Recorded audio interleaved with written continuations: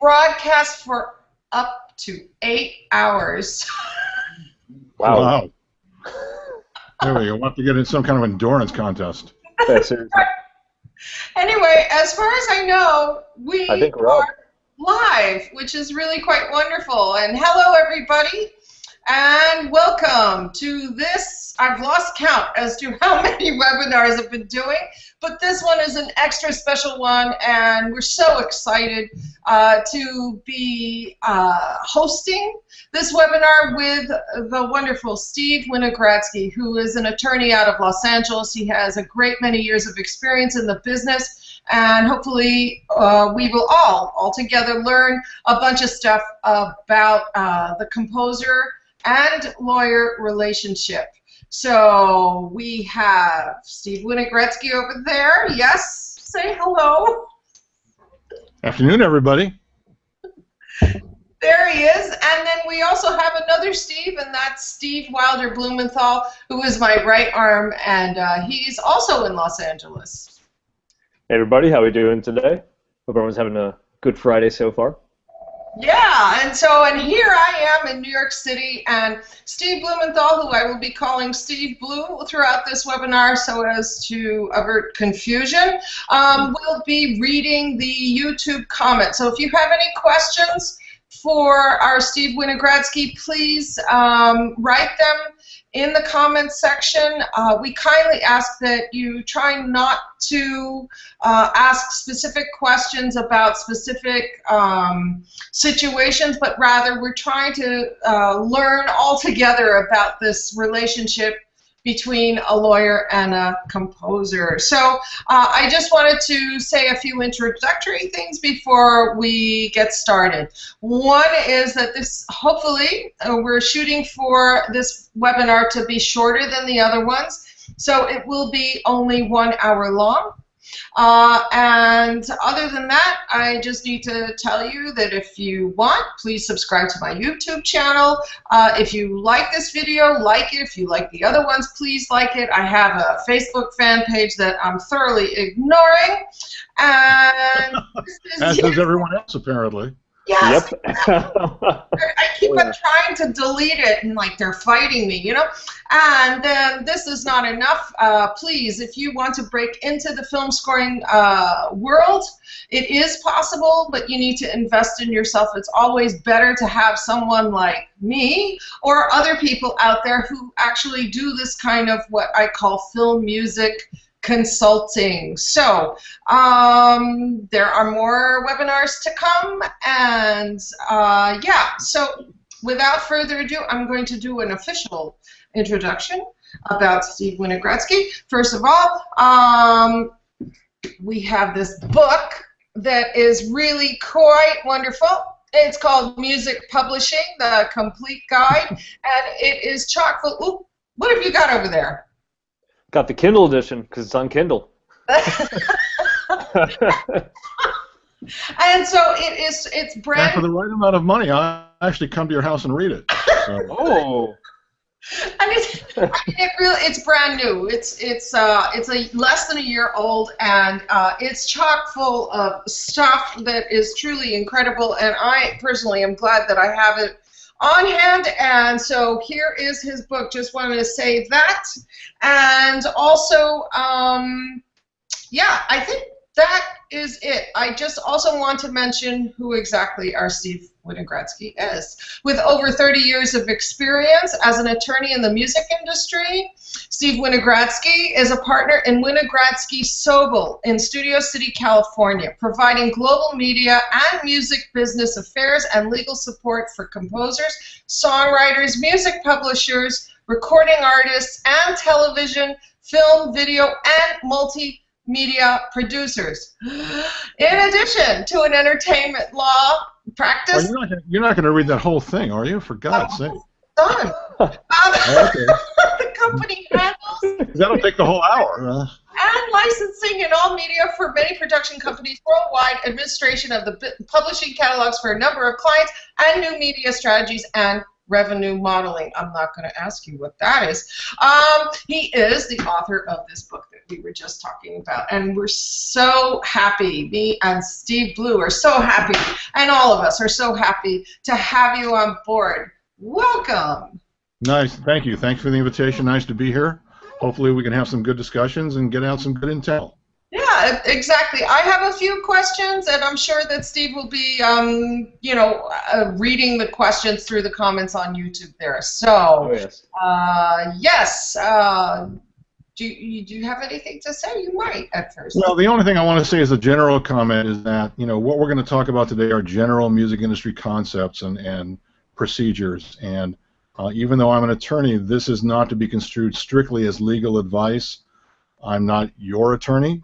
So we don't have an attorney-client relationship, and so we're going to talk in generalities. And so, as Deniz said, try to keep your comments general, and that will be interesting to everybody, not just to your particular situation.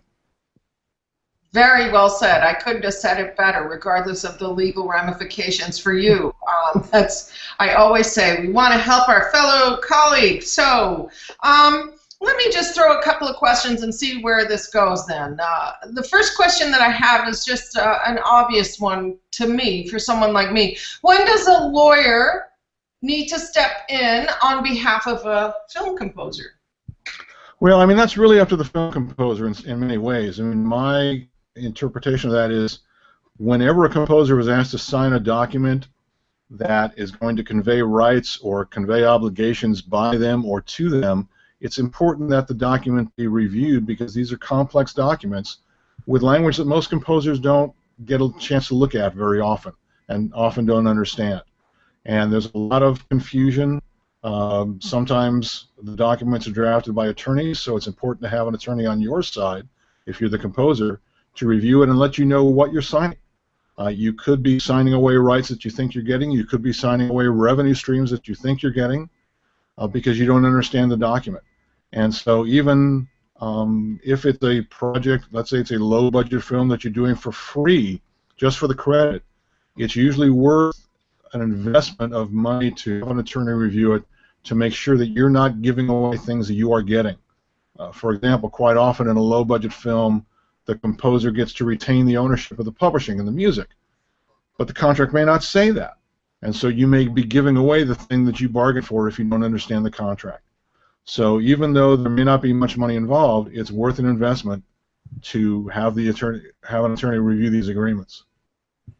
I couldn't agree more. And on the heels of that, just a quick question: when should a document be signed? Should it be signed ideally before the composing happens, or when does that usually happen? Well, in a perfect world, it should be signed before the composer starts working, because once he starts working, they lose some leverage in terms of negotiations.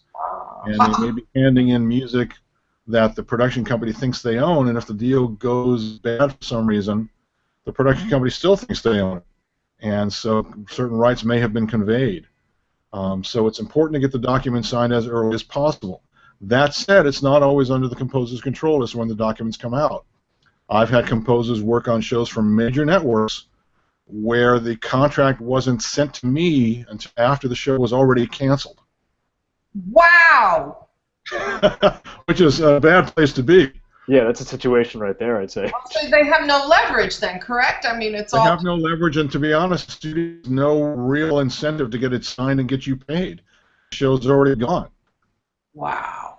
So it's important to get this thing done ahead of time as much as possible. But it's not uncommon for composers to start writing before the documents get signed. I think it's actually more common than what you would hope it would be, as you say, in a perfect world. Yeah.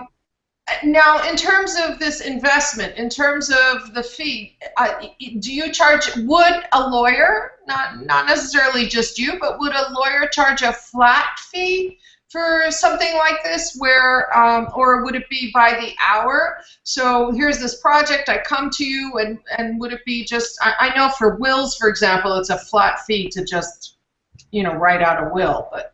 That, in the case of a will, because they're mostly formed documents, it's a little easier to kind of gauge the time by the attorney and have a flat fee. Mm-hmm. I'll often get questions from new clients saying, I've got this agreement, how much will it cost for you to review it? And I have no idea how long the agreement is. I have no idea how good or bad the agreement is. So I can give them an estimate, but it's usually based upon an hourly rate. Yeah. Most attorneys charge by the hour. If it's a pretty finite, small project, sometimes an hourly rate will, a flat rate will work.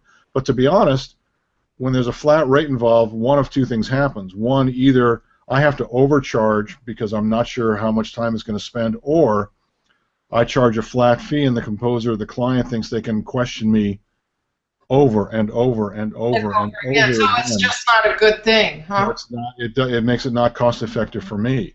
The great thing about charging by the hour is if I'm able to do it quickly, or if it's an agreement I've seen before, I can do it a lot quicker. Right. And the one thing attorneys don't do, and that's one of the things that differentiates us from agents, is that we don't usually charge a percentage. Most agents, almost virtually all agents, work on a percentage. And so it's in their best interest, not necessarily the composer's best interest, to make sure the deal gets signed. If I see something in the contract that is just so horrible, I'll advise the client not to sign it, and they don't make any money. I still get paid because I've done my job and I've advised my client. Sometimes, and this is not, a good agent won't do this, but there are lots of less than good agents out there. They will encourage a composer to sign a deal just so they can get the commission, even if it's a bad deal. I see. So sometimes you do, in fact, come to blows with the agent.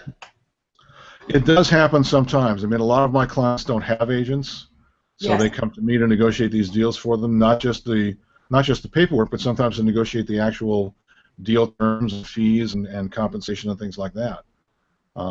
Agents usually take care of that. Some agents have business affairs departments within their agencies. They have an attorney that they farm it out to. I always think a composer, anybody, should have their own attorney, not rely on the attorney representing someone else who has a vested interest in their career. That was something that I was definitely going to ask you, because I do, yes, if you're with an agent, they have their own lawyers, and should a composer be represented by their own lawyer, clear and apart from what the agent's lawyer offers? And yeah, I mean, as I said, sometimes, and again, this doesn't happen very often, but it happens often enough to be a problem. Sometimes the agent is looking out for their commission. Yes. Would rather have the composer sign what may be a bad deal because they get a commission, rather than turn down the deal and then not pay it at all. Yeah. In my situation, signed, unsigned, good deal, bad deal, I get paid. My job is to advise the client whether it's a good or bad deal, and after that, it's up to them. If they want to sign a bad deal after I've told them it's a bad deal, I'll make the deal. I'll just protect them as best I can.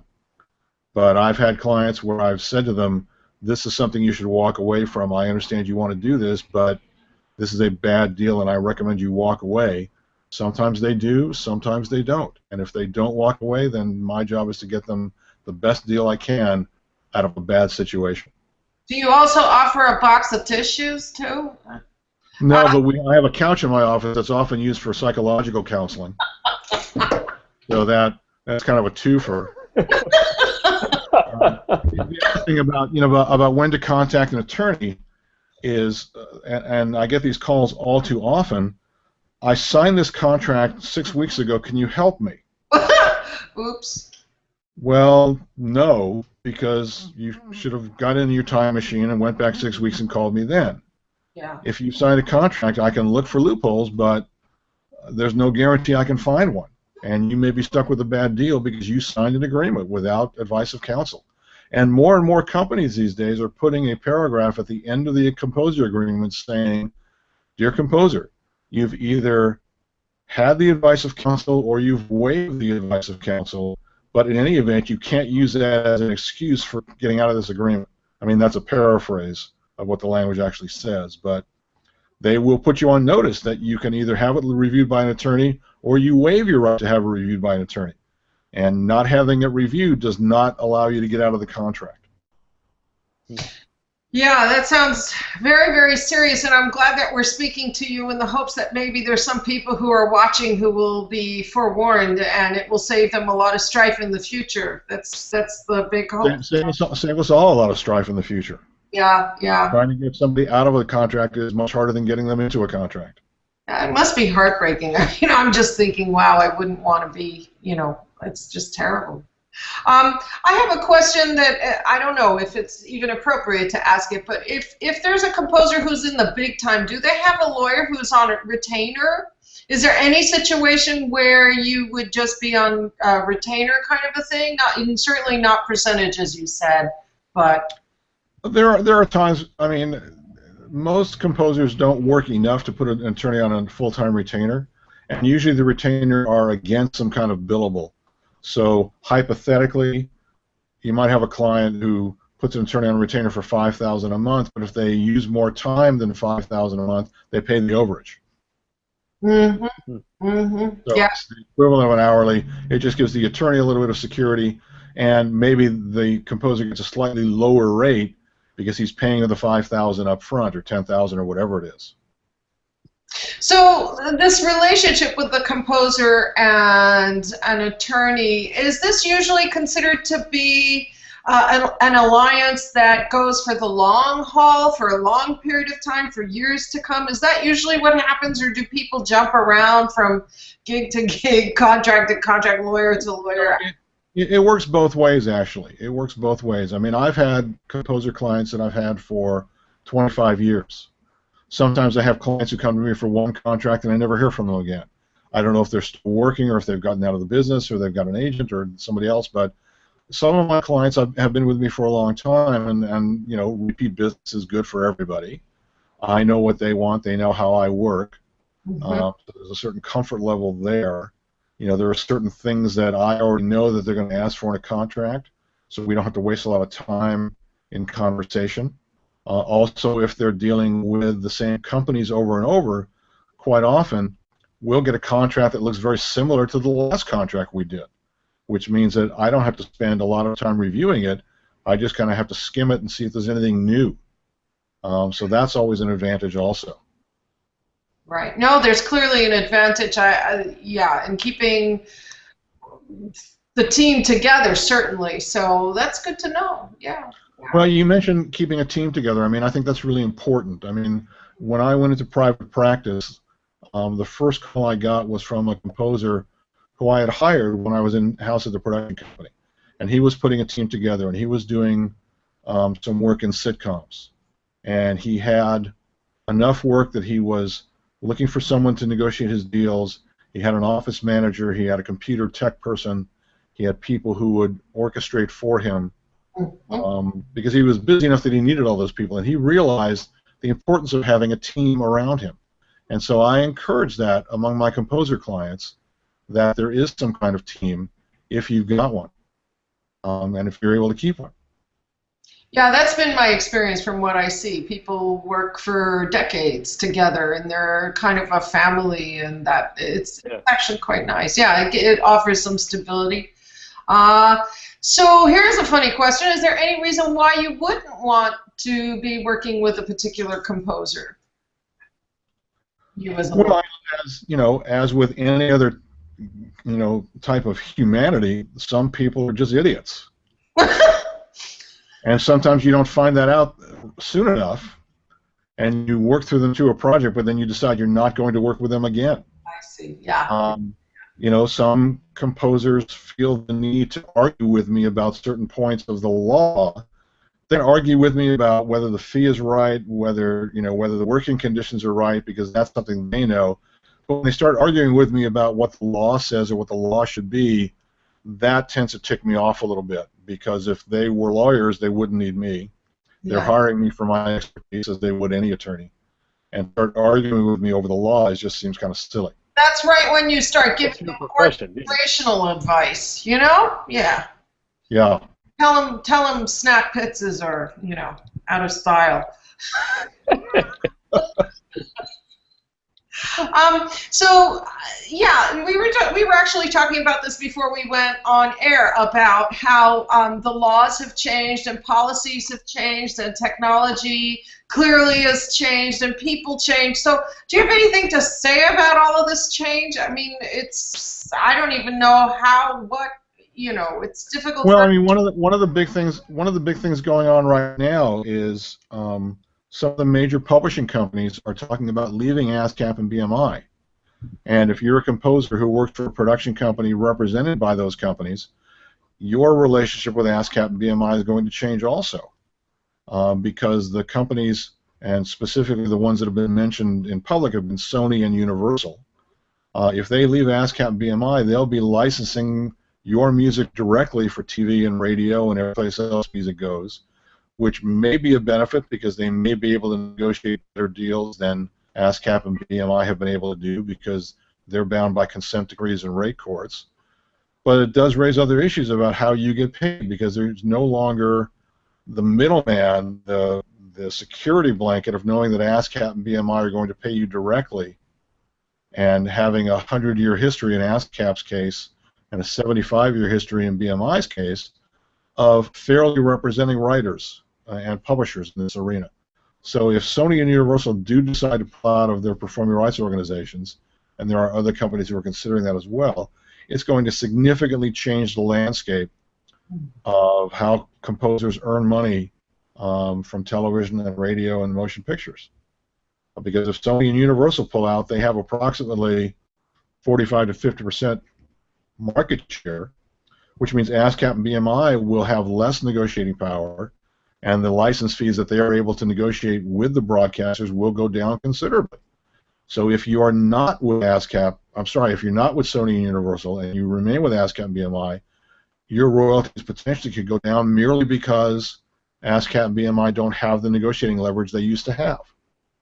So, I mean, what recourse would a composer or a group of composers have in a situation like that? Are there any options, or do we...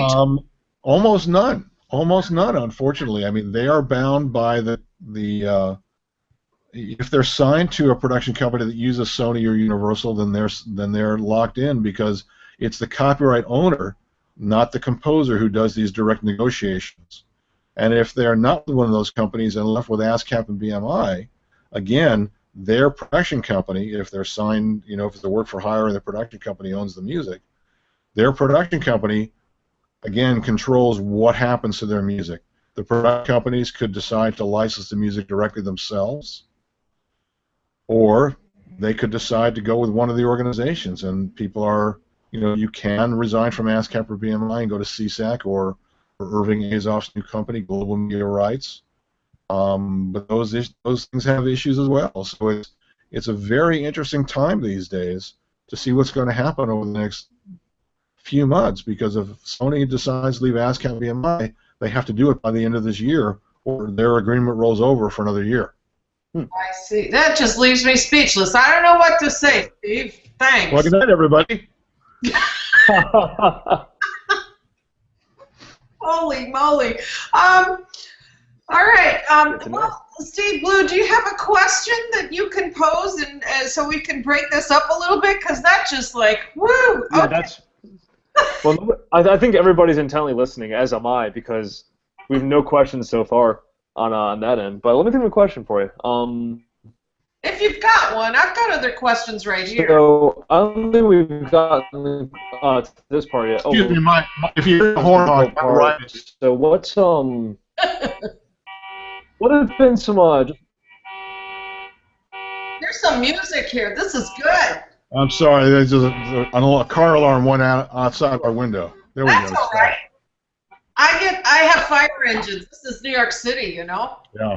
We go. Could I ask, I didn't hear anything that you said, so maybe you could say it again. Yes. Okay. Yes. So what are some typical situations you find yourself in while working with composers? Are there typical situations, or is it all unique case by case?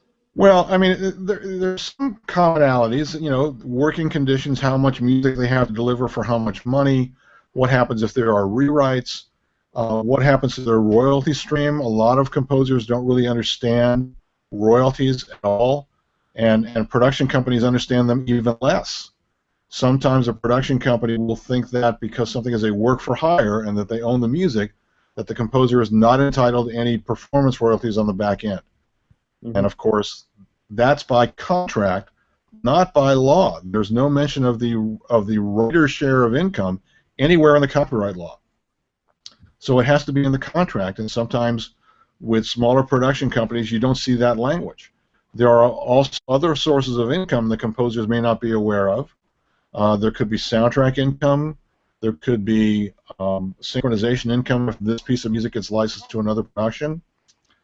There could be mechanical licensing income if somebody else records this music. And composers need to be aware of that so that they can at least ask for it. And that's part of my job, to see if we can get those things into the contract. Some production companies don't want to hear about it. They're not set up as publishers. They're not set up to make distributions. They don't understand that ASCAP and BMI and CSAC will pay composers directly, that production company is not involved in the process, but that they're entitled to money also. Yeah. And so somewhere they learned that they had to own the music. They don't know why. They don't know what to do with it. But they think ownership means no royalties to the composer, and that's not what it means at all. But it has to be defined by contract. So you have composers who all they care about is their ASCAP and BMI money. And that's a valid concern, but there are other sources of income that need to be taken care of in the contract as best as we can. And strangely enough, the major companies are much better at giving up those rights than the small companies. You would expect, you always hear about how Disney is such a hard company to work for, or Warner Brothers or Universal. But to be honest, that's standard language for them. The composer gets their full range of royalties from all sources. It's the independent production companies, the smaller companies, where it becomes more of a problem. Mm-hmm. Now, yes. That's really, I mean, it's kind of funny, Steve, that you mentioned all this, because I'm like directly in a lot of the situation that you just described is what I'm in right now with some clients that I'm working with. It's very interesting. And it's been really helpful hearing about that. It's very helpful, yes. Yeah. One of the other things that comes up, especially with indie production companies, is the use of the word co-publishing. Typically, the writer and publisher share the income. There's the writer share and publisher share, which everyone's probably familiar with. But if we're talking about co-publishing, it means the writer might get half of the publisher's share of income. So if you think about a pie chart with a line down the middle from 12 to 6 on a clock, one half belongs to the writer, one half belongs to the publisher. If you take a line from 3 o'clock and draw it to the middle, now part of it is divided into quarters, and typically co-publishing means that there. Thank you, Steve. Yeah, my visual right here. Yeah. You're more visual. I like that. Here, I can draw it out for it. So if the composer actually negotiates for co-publishing, they would get 75% of the income. But to a lot of production companies, there you go, perfect. Yeah. But to a lot of production companies, co-publishing means that the writer gets half the income, which is the writer's share, not half of the publisher's share.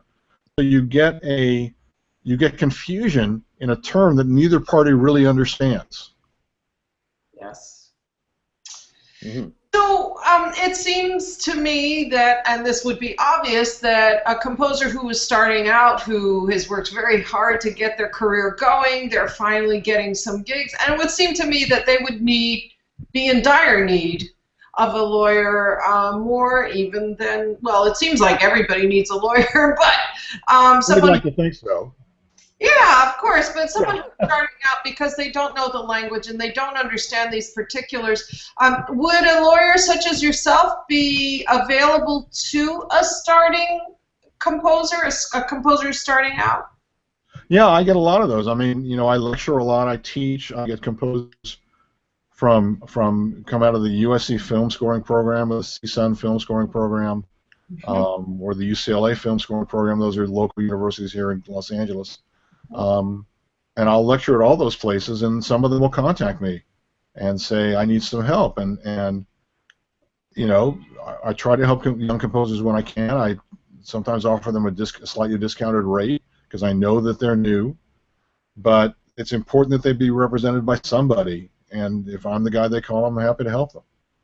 So how would a composer find a lawyer other than having you go and do a lecture in their school? Is it? Well, unfortunately, the California State Bar doesn't have entertainment law as a specialty and designated as such. So even if they went to the California Bar website, they could not search under entertainment lawyers and find someone in this industry. So there's no. I was actually going to ask you if there was any kind of certificate. Like a network, yeah.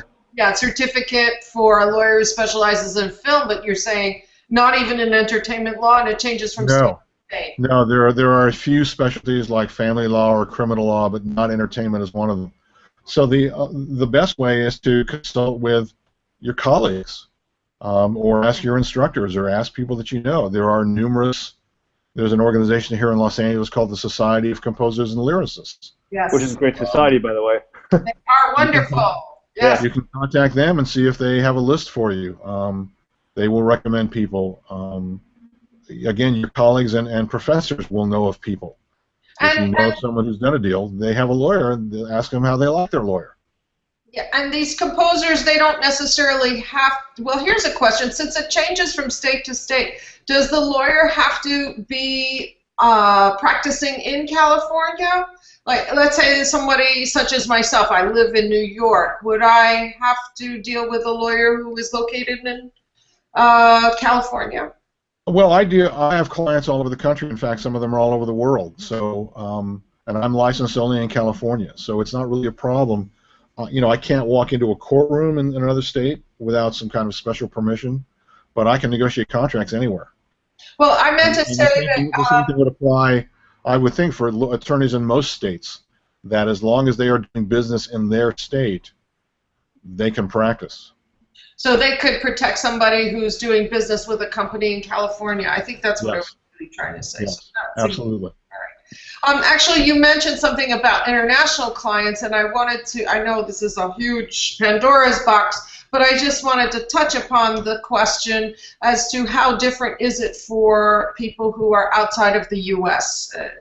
and also jobs that are outside of the U.S. contracts. Well, first of all, outside the U.S., the work-for-hire concept doesn't really exist. So composers that get hired for foreign productions may be able to control some rights, or may be able to assign temporary rights to the production company. Work for hire in this country means that the production company owns the music from the moment it begins to be written, and they have control over all of it. The other thing about some of the foreign composers is they belong to their local performing rights society. Instead of ASCAP and BMI, they may belong to SASA in France, or GEMA in Germany, or PRS for Music in the UK. And so they will collect their performance income through their local society. ASCAP and BMI will pick it up for the U.S. and then send it back to their local society, and they will have that relationship. But they have the same rights to collect the same income from the same jobs, whether they Basically, yes. Right? Basically, it's all the same. Yeah. But it's all by contract, and it's important that the contract reflect all of that. Steve Blue, got anything to throw? As far as questions from comments, we're just listening, I think. I think everybody's just kind of, I mean, myself too, I'm just sitting there like, okay, yeah, this is, give me a second to kind of ponder on a question I can ask. Let me ask a question then. What's the most difficult part of your job, Steve? The impatience of clients sometimes. I'm in my office 8 or 9 hours a day. I'm in front of my computer all day long checking emails. Clients will call me, leave a message, and then 2 minutes later an email will pop up. I left you a message, why haven't you called me? Or vice versa. I sent you an email 13 minutes ago, I haven't heard from you, and they call me on the phone. The other is the other aspect of impatience is people who wait to the last minute, call me, thinking that I'm just sitting here waiting for their call and I have nothing better to do than immediately drop whatever I'm doing and look at their contract because they have a deadline of 6 o'clock today. Yeah, what was it? Lack of planning on your part does not constitute an emergency on my part. Yeah. Exactly. Look, everyone has legitimate emergencies. I get that. We're always putting out forest fires. But if you've had a contract on your desk for a week and it's due tomorrow, I'm not sure I can help you. Yeah. I'm not sure I can make your deadline without sacrificing work I'm doing for other clients who are also on deadlines. Yeah. So here's another question. There are a lot of contracts that are available online. I'm sure you get your share of composers who have done their own legal work, as it were, through research and printing things out and signing, and then they come to you. what happens? Not much, right? Well, look, some of those contracts are good as far as they go, but there's no one form that's going to fit everything. There's no such thing as a form contract. Every studio has different contracts. Every publishing company, every record company, every agent, every manager, they all have different contracts. And so while there is some commonality of language between them, that if you start looking at them and comparing them A to B, you'll see some similarities, there are distinct differences between them. So, you know, when we draft contracts on behalf of our clients, we have forms that we use, but they're always tweaked to fit the needs of the individual client. It gives us a place to start. It isn't where we end. And so even, you know, I've posted a couple of agreements on the SCO website that are simple forms that people can use that will get them so far in a negotiation if they are dealing with like indie film. But it's, you know, even those contracts need tweaking deal to deal because every work and engagement is different, and every job has different requirements, and the contracts have to reflect that. So there's really no standardization in these contracts, and so you tend to just about. It sounds like every time you're tweaking something in some way. Every time, and even contracts from the same company. If you're dealing with a large company, a large vertically integrated company like Disney or Universal, I'll get a contract from the TV department that's different than the contract from the film department, or the new media department, or the digital department, or you know anything else like that. So, whoa, wait a minute, what the hell happened there? It's a kind of technical difficulty to have. Yes. It's a little tail whipping. I can't control her. I apologize. It's not very professional. But... No, but nobody owns cats. I understand that. Never. So I have those are the things that kind of tick me off. That, you know, why didn't you call me earlier? And again, your emergency is not my emergency necessarily. Yeah, that's very difficult. I have something maybe. Maybe. So what are some things that composers can do to make your job easier? What's an ideal situation for a composer to approach you with? Obviously, you want to have time. You want them to be patient. Is there anything else that a composer can do to make the working relationship easier? Well, I mean, look, you know, the more knowledge they have, the better. You know, every composer I know has some downtime. It wouldn't hurt for them to read some of the materials that are available on the ASCAP website, or that book there in particular. Right. You know, but ASCAP, BMIC, all have materials on their website that composers can learn things about. You know, my book has a whole chapter on composer agreements. There are other books available, none of which I'll name at this time. But there are resources. There are classes they can take. I mean, here at UCLA Extension here in Los Angeles, they have a number of classes in their entertainment studies program that may not have to deal with being a composer directly, but learning about music publishing. I have composers in my music publishing class. They have classes on orchestration. They have classes on music supervision. They have all kinds of classes that composers need to know about, because a composer is not just in the business of composing music. They're in the entertainment industry, and they need to know how the industry works, how television shows are created and distributed, how motion pictures are created and distributed, what happens to a show when it leaves the network, what's their revenue streams downstream. It's education that's going to help them most. Yeah, it empowers a composer, and I always say the more empowered a composer feels, the better music they will write. I firmly believe this. I wanted to ask you, do you ever get into a position where you're technically negotiating the fee of a composer for a composer? All the time. I mean, sometimes, look, it depends on the relationship with the client. Sometimes the first call I will get is, a production company has contacted me. I'd like you to handle the negotiation. I've not talked business with them. All I've talked is creative. They want to hire me. They've got business people. They've got attorneys. They've got someone on their staff who handles the negotiations. I would like you to talk to them. No money's been discussed so far. I have an idea of what I would like, but let's see what they want to offer. And so I can negotiate the entire deal, including the end contract. Or, depending on the client, they can negotiate the deal and I just negotiate the paperwork. The It paperwork. depends on Is that them. what you said? Yes, the paperwork. I mean, the fact is, I work for the client. I do what they ask me to do. If they want me to do something and I'm comfortable doing it, I will do it. If they don't want me to do something, I don't do it. They handle it themselves. And the other thing about an attorney, unlike an agent or manager, we're hired project to project. We're at will. You can hire me, you can fire me tomorrow. With an agent, you're under contract with them for a year or 2 years or whatever. You're married. That's it. Yeah. But for an attorney, you call me and I work for you, and you stop calling me and I don't work for you. Sounds So about right. it's easy to change attorneys if you want to. I'm just curious. Have you always been good with negotiating and kind of haggling and? You'd have to ask my wife that question. But yeah, I mean, honestly, in some ways, look, a good, honest, exchange of ideas in a negotiation can be a lot of fun if you're able to change somebody's mind about their contract with a well-reasoned argument, or they change your mind. That's kind of the fun part of the deal.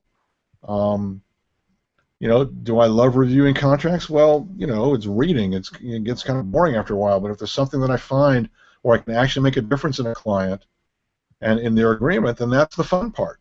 Yeah. Well, if I get them more money, or if I see if I see an opportunity for them, that's where I get to exercise my creative aspects and not just be a paper pusher with a red pen going, we're not going to do this, we're not going to do this, we can do this, change this.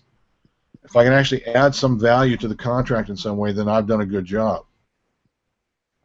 It's wonderful. It's just wonderful. Steve, have you mulled over your question? Well, I asked before about that. We actually have a question in the comments, though.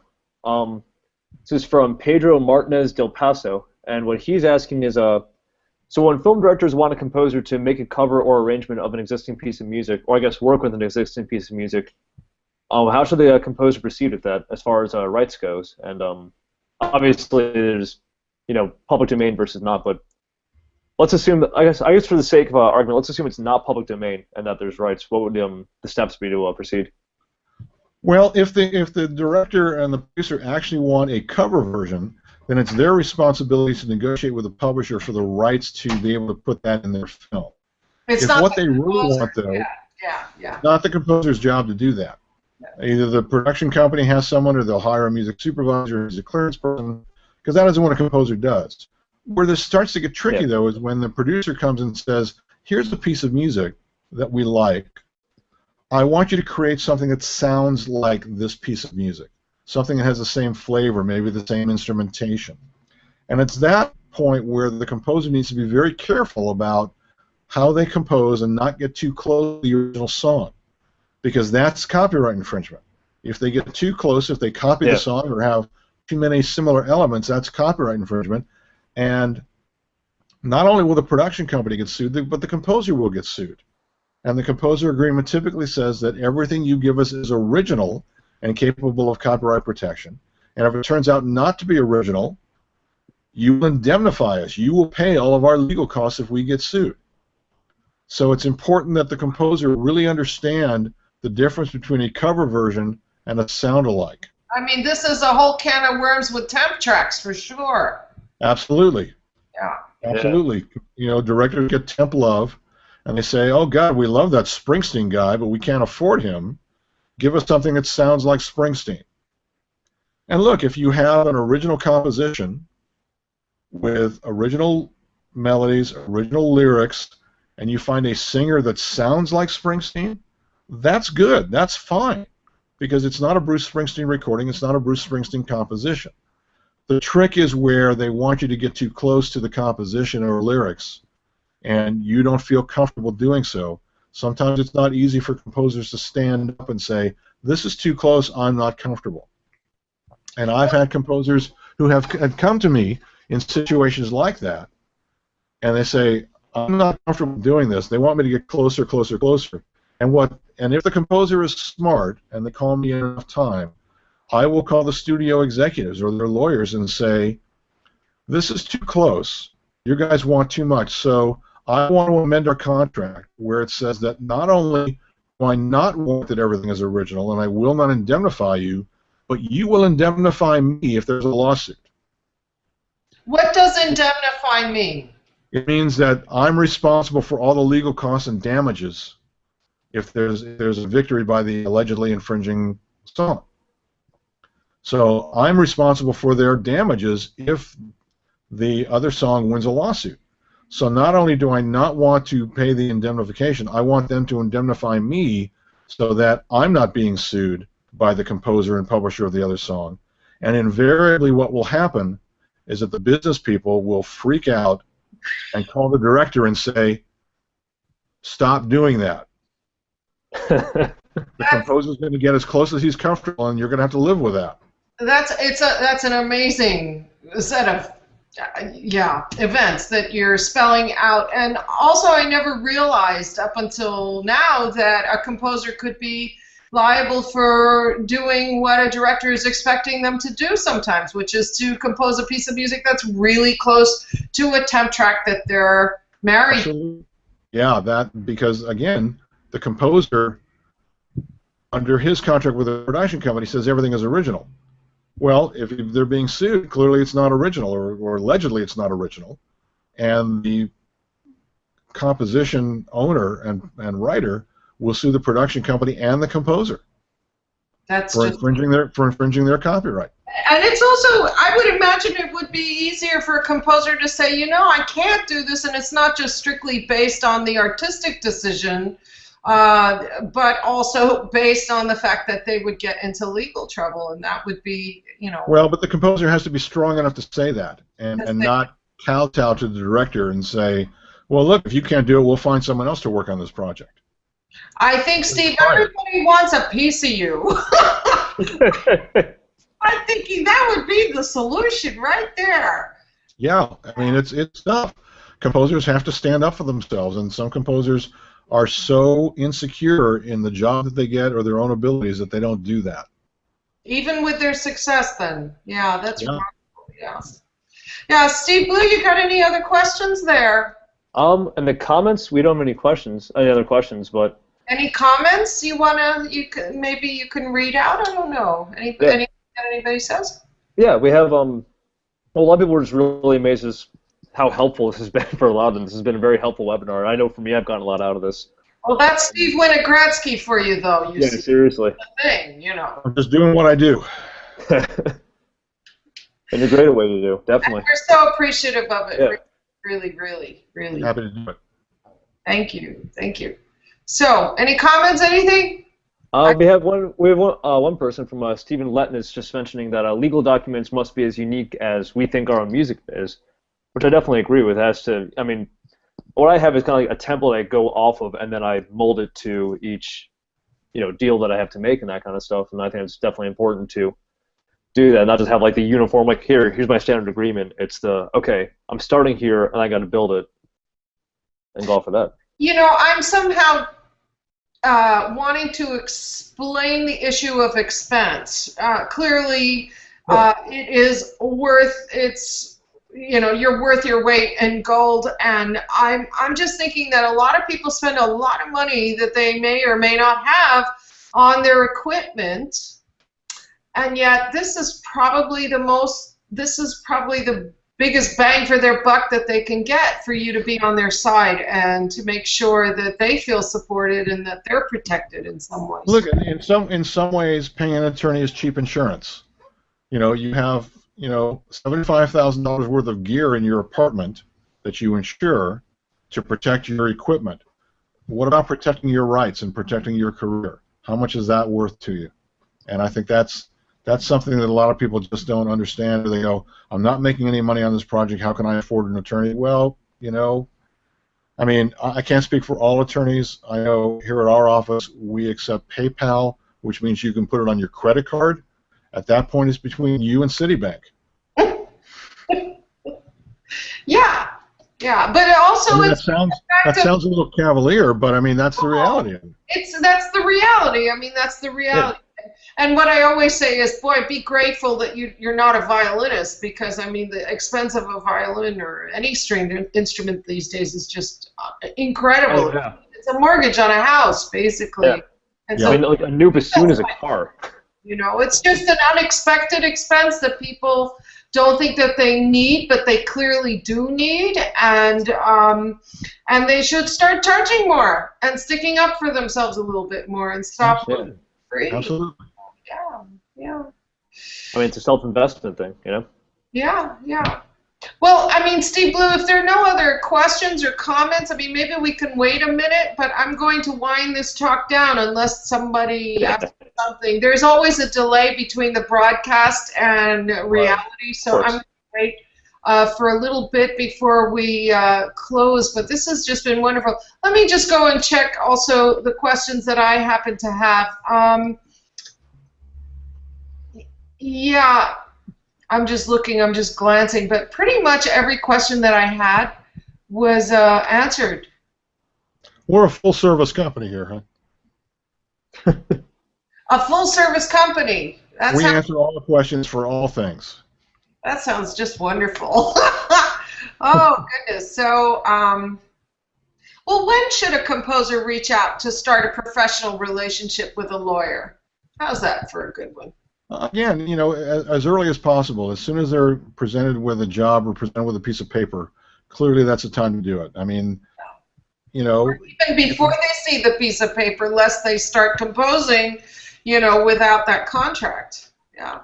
Well, again, you know, as soon as someone approaches them, they should at least reach out and make a connection and see if, you know, interview a couple of attorneys, you know, find someone you're comfortable with.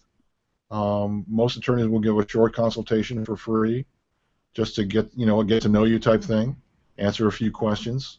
You know, there are attorneys who do this on a regular basis. The one thing I would recommend, though, is that if you're going to hire someone, make sure they're a music attorney. This is a very specialized industry. The person who did your father's divorce is not really the guy you want to hire. This is very specialized. I don't do divorces, I don't do wills, I don't do traffic accidents. This is all I do. So someone who, you know, some former criminal defense attorney is not the guy you want to hire to do this kind of work. I had read somewhere, in fact, that film music law is one of the most complex of the copyright laws. I don't know if that's true, but I wouldn't be surprised if that were the case. Yeah, we'd like to think it is, but it is complicated. There's a lot of moving pieces, and a lot of changes go on a daily basis.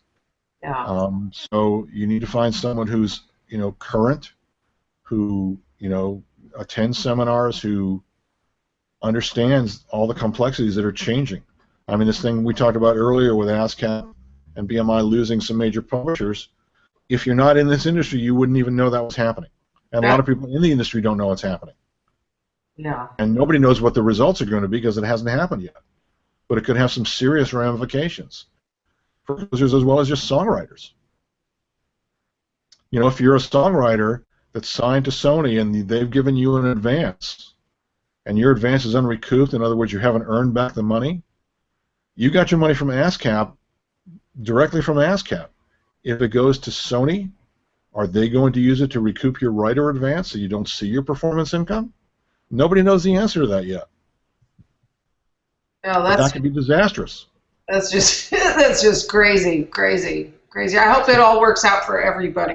You know, that's all I can say. I hope well, look, as I said, ASCAP and BMI are ruled by consent decrees under the Department of Justice. There is a movement to ask the DOJ to review the consent decrees because they are vastly outdated and don't reflect current business technologies. How outdated? You're saying as it decades? Is it? Well, it was first written in the early 1940s. You know, they are amended from time to time, but they are so far behind the curve in terms of digital technologies and how the business actually works that publishers and writers in the creative community are stuck with antiquated laws and antiquated policies. And there have been some litigation recently regarding Pandora Radio and Sirius XM about these things, and the rate courts have, frankly, you know, swung and missed. They've struck out on being able to change some of these things for the benefit of composers and songwriters. They've completely blown this situation to the point where, because of that, the major publishers are thinking of leaving ASCAP and BMI. That's just awful. Yeah, it's not good. It's definitely not good. Shall we wind down this talk in a big low note? But no. Yeah, go on, Steve. Oh, okay. I was gonna say, we do some more questions in the comments if you want me to get to Well, those. we only have 5 more minutes, so just throw it out there. Let's see. Okay. All right. So we have 2 left. One is from Robert Wolf. What he's asking is there a huge difference in the subject between Europe and the U.S. concerning the law? Yeah, they're very different in some ways. You know, the way people get paid, the way contracts are drafted, the way ownership is transferred, it's significantly different between the U.S. and other countries. And every country has their own rules. So it's important, depending on where you're working, to really understand how your local rules work in your country if you're not from the U.S., or if you are in the U.S., to really understand how things work here and the impact that it has if your music goes overseas, whatever direction it goes into. If you're a U.S. composer who has a show that is going into foreign syndication, you need to know how that money is collected and how it comes back to you. If you're a foreign writer whose music is in the U.S., the same thing applies. So there's some very distinct differences in laws from country to country. That makes sense. That makes sense. Yes, the other question?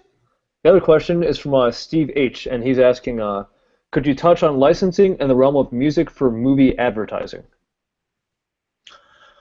Well, licensing takes place where the composer would be the owner of the music, either an individual composer or sometimes maybe out of a production music library, and so that somebody wants to use their music, they don't sell it, they license it, they rent it to them. It's usually a non-exclusive license, which means you can license it to other people.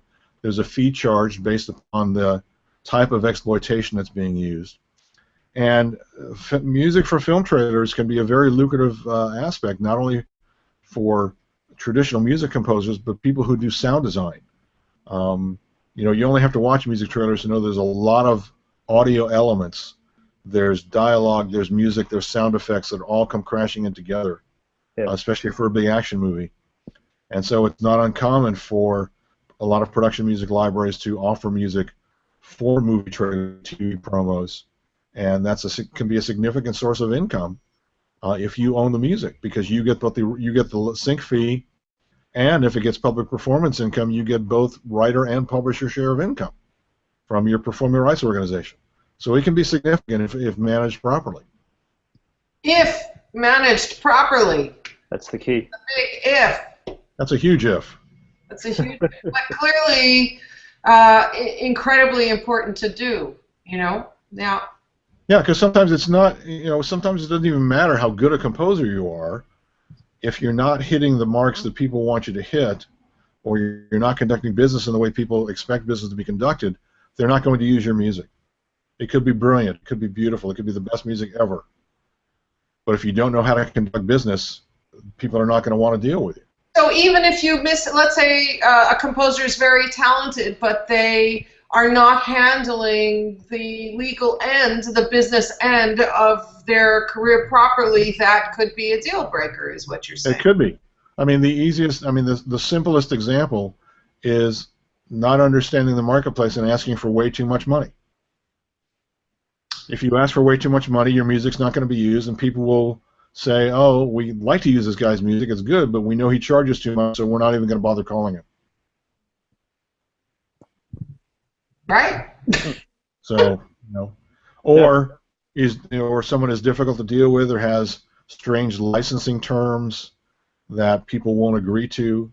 There used to be a publisher, and this is a publisher of pop songs, who would put in their license that it would be a material breach of the contract, subject to an injunction against distribution if they were not if they didn't get 2 tickets to the film premiere. And you know, the music department at the studios don't control who gets to go to the premiere. That's the marketing department. So if all of a sudden Tom Hanks decides he wants to see this movie, and this publisher gets bumped, this film production company is screwed because they have to take the music out or take the film out of theaters. That's incredible. So for a while, my clients, I would recommend they not use this publisher's music because they had too many trap doors that would make the contract invalid and a breach. That's one of those situations where you were saying you would advise against someone signing a contract and going with it. That's amazing. That's amazing. All boils down to a couple of tickets. Yeah. Yeah. So I mean, look, it's a complex business and it's constantly changing, and there are some great people in this business. There are a lot of great people, and there are a few idiots, and those idiots belong on both sides of every table. You know, good lawyers, bad lawyers, good composers, bad studio executives. It's, you know, it works both ways. It's all the way around. Yeah. Pick your business partners carefully, and develop relationships that you can rely on, and that will come back to you. Doesn't matter what part of the business you're in. Repeat business is the key. So if you're a good composer and you find a young director that maybe you can cut a deal with to give them a break on their film score, and then become a slightly better director or slightly better known director, and then they have more money in their budget and they have more control over their films, they will bring you with them. Yeah. And then all of a sudden, instead of a young composer doing an indie film, you're doing a major studio film for a well-known director. That's how it works. Binding and bonding with that director. Yeah. Absolutely. Exactly. That's exactly how it works. Absolutely. Well, thank you so much. Thank you so much, Steve. This has been absolutely wonderful. You've been so kind, and in case people don't realize it, this is the second go of this webinar. Had like a total internet meltdown on my part, so thank you so much for persevering and coming back, and thank you, Steve Blumenthal there, yes, for being there as always, and also we've also got Nathaniel Tronerud, who is in the background there keeping things safe and sound, and we thank him too, and thank you all. Please comment down below if you have other questions. Maybe we could keep this conversation going. I also happen to have a Facebook group called For Film Composers Only, and it is very active, and we try to keep it as helpful as possible. Steve Winogradsky, what is your website name? Do you know? It's the company name, WinogradskySobel.com. WinogradskySobel.com. I will put it down below. And you can Google us. You can Google us. You can find us. We have a Facebook page. We have a Twitter feed. Please don't ask me how any of that works because I have no freaking idea. We have them. We hire 20-year-olds to control them for us. So that's the way. So do I. Let me tell you.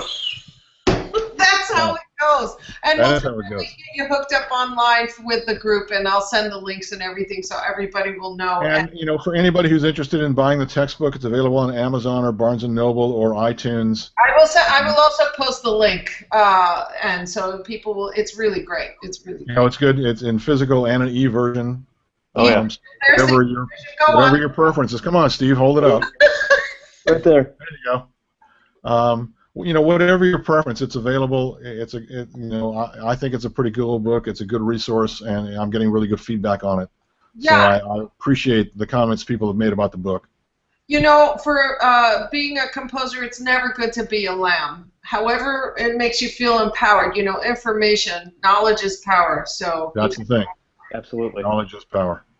Thank you so much. Thank you again and again. And look forward to seeing you when I'm in LA next time. That'd be fun. That sounds good. I look forward to it. And thanks, everybody, for listening in.